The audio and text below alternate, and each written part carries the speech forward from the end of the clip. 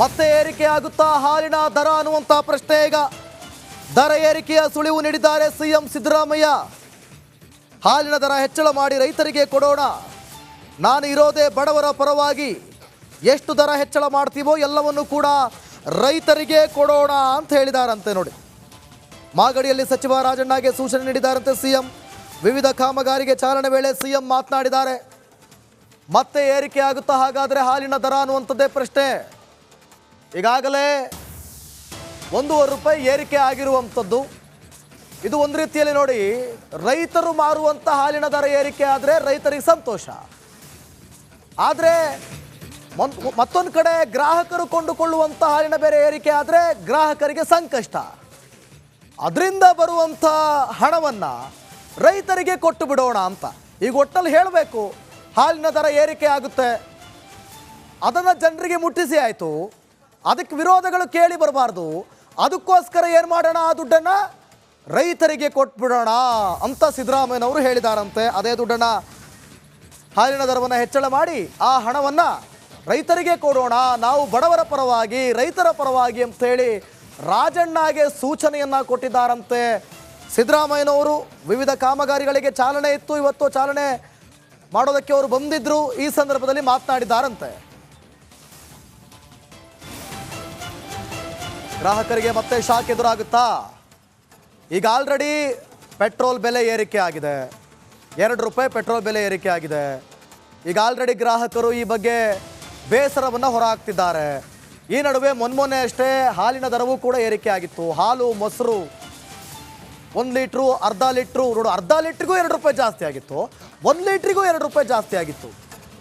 ನೋಡಿ ಅದು ಯಾವ ರೀತಿ ಅಂತ ಹೇಳಿ ಅದನ್ನು ಕ್ಯಾಲ್ಕುಲೇಷನ್ ಮಾಡಿದಾಗ ನಿಮಗೆ ಅರ್ಧ ಲೀಟ್ರಿಗೆ ಹಾಲು ಏನಿದೆ, ಅರ್ಧ ಲೀಟ್ರಿಗೆ ಮೊಸರು ಏನಿದೆ, ಅದಿನ್ನೂ ಕೂಡ ಹೆಚ್ಚಿನ ದರ ಆಗಿಬಿಡುತ್ತೆ. ನಿಮಗೆ ಅರ್ಧ ಲೀಟ್ರದ್ದು ಜಾಸ್ತಿ ದರ ಆಗಿಬಿಡುತ್ತೆ.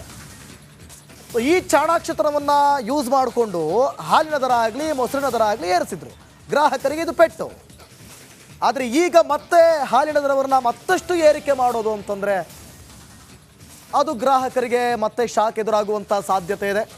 ಅದಲ್ಲದೆ ಹೊರತುಪಡಿಸಿ ಅದರಿಂದ ಬರುವಂಥ ಲಾಭವೋ, ಅದರಿಂದ ಬರುವಂಥ ಹಣವನ್ನೋ ಅದನ್ನು ರೈತರಿಗೆ ಕೊಟ್ಟು ಬಿಡೋಣ ಅಂತ.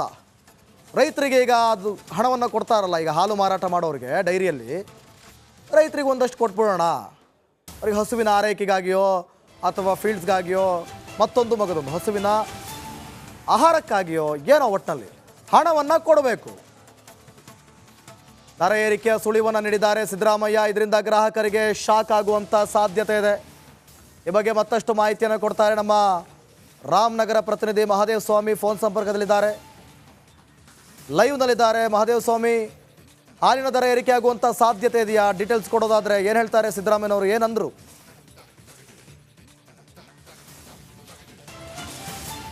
ದಿವಿತ್, ಖಂಡಿತವಾಗಿಯೂ, ಯಾಕಂದರೆ ಸಿದ್ದರಾಮಯ್ಯರು ಇವತ್ತು ಅಭಿವೃದ್ಧಿ ಕಾಮಗಾರಿಗೆ ಚಾಲನೆ ನೀಡುವಂತಹ ಒಂದು ವೇದಿಕೆಯಲ್ಲಿ ಭಾಷಣ ಮಾಡುವಂತಹ ಸಂದರ್ಭದಲ್ಲಿ ಸಂಪೂರ್ಣವಾಗಿ ಹಾಲಿನ ದರವನ್ನು ಏರಿಕೆ ಮಾಡೇ ಮಾಡ್ತೇವೆ ಅಂತನ್ನುವಂತಹ ಸ್ಪಷ್ಟವಾದಂತಹ ಸಂದೇಶವನ್ನು ಕೂಡ ನೀಡಿರುವಂಥದ್ದು. ಅಂದರೆ ಈಗಾಗಲೇ ಕೂಡ ಹಿಂದೆ ಹಾಲಿನ ದರವನ್ನು ಏರಿಕೆ ಮಾಡಿದಂಥ ಸಂದರ್ಭದಲ್ಲಿ ವಿರೋಧ ಪಕ್ಷಗಳು, BJPಯವರು, JDSನವರು ಬೊಬ್ಬೆಯನ್ನು ಹೊಡೆದರು. ಆದರೆ ಈ ಹೆಚ್ಚಿನ ಹಾಲು ಉತ್ಪಾದನೆ ಆಗ್ತಾ ಇದೆ, ಆದರೆ ರೈತರಿಗೆ ಸಾಕಷ್ಟು ಸಂಕಷ್ಟ ಇದೆ ಅಂತನ್ನುವಂಥ ಕಾರಣಕ್ಕಾಗಿ ಈ ಹಿಂದೆ ಕೂಡ ನಾನು ಹಾಲಿನ ದರವನ್ನು ಹೆಚ್ಚಳ ಮಾಡಿದಂಥ ಸಂದರ್ಭದಲ್ಲಿ ವಿರೋಧ ಪಕ್ಷಗಳು ಟೀಕೆಯನ್ನು ಮಾಡಿದರು. ಆದರೆ ಹಾಲಿನ ದರವನ್ನು ಮುಂದೆಯೂ ಕೂಡ ಸುಮಾರು 5 ರೂಪಾಯಿಗಳವರೆಗೂ ಕೂಡ ಹೆಚ್ಚಳವನ್ನು ಮಾಡಿ ಆ ಹೆಚ್ಚಳವಾದಂತಹ ಹಣವನ್ನೇನಿದೆ ಅದನ್ನು ರೈತರಿಗೆ ಕೊಡ್ತೇವೆ ಅಂತನ್ನುವಂತಹ ಮಾತನ್ನು ಇವತ್ತಿನ ಸಭೆಯಲ್ಲಿ ಕೂಡ ಹೇಳಿರುವಂಥದ್ದು. ಅಂದರೆ ಜೊತೆಗೆ ಸಚಿವ ರಾಜಣ್ಣ ಅವರು ಕೂಡ ಇದ್ದರು. ಆ ಸಂದರ್ಭದಲ್ಲಿ ಅವರಿಗೆ KMF ಮೀಟಿಂಗನ್ನು ಕರೀರಿ, ಆ ಮೀಟಿಂಗಲ್ಲಿ ಎಲ್ಲ ರೀತಿಯಾದಂಥ ತೀರ್ಮಾನವನ್ನು ಮಾಡಲಿ, ಯಾರು ಏನೇ ಮಾತನಾಡಿದ್ರೂ ಸರಿಯೇ, ಗ್ರಾಹಕರಿಗೆ ಹೊರೆಯಾದರೂ ಸರಿಯೇ, ಆದರೆ ರೈತರಿಗೆ ಅನುಕೂಲವಾಗುವಂತಹ ನಿಟ್ಟಿನಲ್ಲಿ ನಾವು ಈ ರೀತಿಯಾದಂಥ ಬೆಲೆ ಏರಿಕೆಯನ್ನು ಮಾಡಲೇಬೇಕಾಗುತ್ತೆ. ಹಾಲಿನ ದರವನ್ನು ಕೂಡ ನಾವು ಹೆಚ್ಚಳವನ್ನು ಮಾಡ್ತೇವೆ.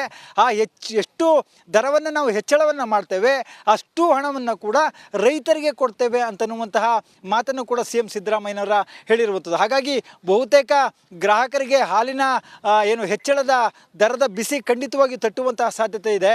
ಶೀಘ್ರದಲ್ಲೇ ಕೂಡ KMF ಮೀಟಿಂಗನ್ನು ಕರೆದು ಆ ಮೀಟಿಂಗಲ್ಲಿ ಕೂಡ ರಾಜ್ಯ ಸರ್ಕಾರ ಅಂತಿಮವಾದಂತಹ ತೀರ್ಮಾನವನ್ನು ಹಾಲಿನ ದರ ಒಂದು ಬಾರಿ ಏರಿಕೆ ಆಗಿತ್ತು, ಅದರಲ್ಲೂ ಕೂಡ 1 ಲೀಟ್ರಿಗೆ 2 ರೂಪಾಯಿ, ಜೊತೆಗೆ ಅರ್ಧ ಲೀಟ್ರಿಗೂ 2 ರೂಪಾಯಿ. ನೋಡಿ, ಏರಿಕೆ ಆಗಿತ್ತು, ಆಲ್ರೆಡಿ ಗ್ರಾಹಕರಿಗೆ ಬಿಸಿ ಬಿಟ್ಟಿತ್ತು. ಮತ್ತೆ ಏರಿಕೆ ಆದರೆ ಎಷ್ಟು ಆಗಬಹುದು, ಗ್ರಾಹಕರ ರಿಯಾಕ್ಷನ್ ಹೆಂಗಿರುತ್ತೆ, ಒಪ್ಕೊಳ್ಳೋಕೆ ರೆಡಿ ಇರ್ತಾರೆ ಗ್ರಾಹಕರು, ಹೇಗೆ ಕತೆ ಅಂತ ಹೇಳಿದ್ರು?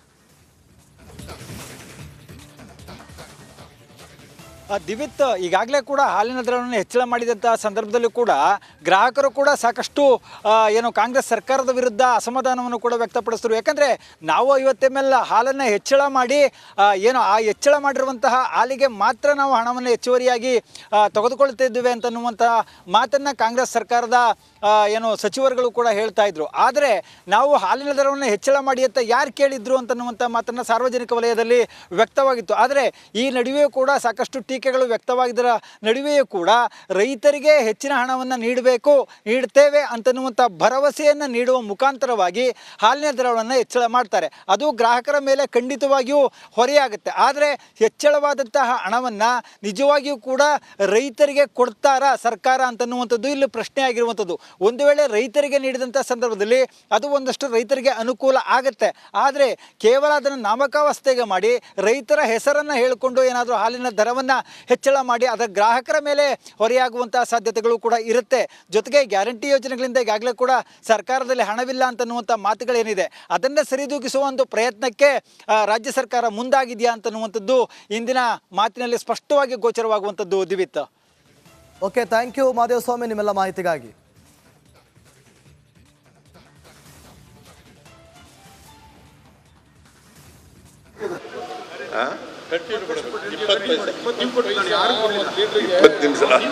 ಅದು KMF ನವ್ರ ಜೊತೆ ಒಂದು ಮೀಟಿಂಗ್ ಮಾಡ್ತೀನಿ. ಅದಪ್ಪ ಮಾಡ್ತೀನಿ. 20 ಪೈಸೆ ಒಂದು ಸೊಸೈಟಿ ಲೀಟರ್ಗೆ ಕೊಡ್ತೀವಿ ಅಂತ ಹೇಳಿದ್ದು ಶುರು ಮಾಡಿತ್ತು. ಆಮೇಲೆ ನಿಲ್ಲಿಸ್ಬಿಟ್ರು ಮಧ್ಯದಲ್ಲಿ. ಈಗ ಮತ್ತೆ ಮಾಡಬೇಕು ಅಂತ ಒತ್ತಾಯ ಮಾಡ್ತಾ ಇದ್ದಾರೆ. ನಾನು KMF ಜೊತೆ ಒಂದು ಮೀಟಿಂಗ್ ಮಾಡೋಣ, ಅಲ್ಲಿ ತೀರ್ಮಾನ ಮಾಡೋಣ. 20 ನಿಮಿಷ. ಅದು KMF ನವ್ರ ಜೊತೆ ಒಂದು ಮೀಟಿಂಗ್ ಮಾಡ್ತೀನಿ. ಅದಪ್ಪ ಮಾಡ್ತೀನಿ. 20 ಪೈಸೆ ಒಂದು ಸೊಸೈಟಿ ಲೀಟರ್ಗೆ ಕೊಡ್ತೀವಿ ಅಂತ ಹೇಳಿದ್ದು ಶುರು ಮಾಡಿತ್ತು. ಆಮೇಲೆ ನಿಲ್ಲಿಸ್ಬಿಟ್ರು ಮಧ್ಯದಲ್ಲಿ. ಈಗ ಮತ್ತೆ ಮಾಡಬೇಕು ಅಂತ ಒತ್ತಾಯ ಮಾಡ್ತಾ ಇದ್ದಾರೆ. ನಾನು KMF ಜೊತೆ ಒಂದು ಮೀಟಿಂಗ್ ಮಾಡೋಣ, ಅಲ್ಲಿ ತೀರ್ಮಾನ ಮಾಡೋಣ.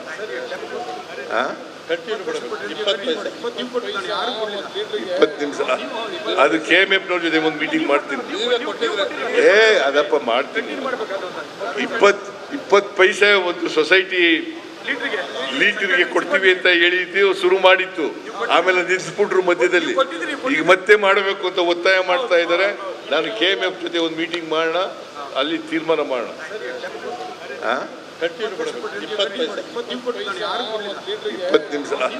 ಅದು KMF ನವ್ರ ಜೊತೆ ಒಂದು ಮೀಟಿಂಗ್ ಮಾಡ್ತೀನಿ. ಅದಪ್ಪ ಮಾಡ್ತೀನಿ.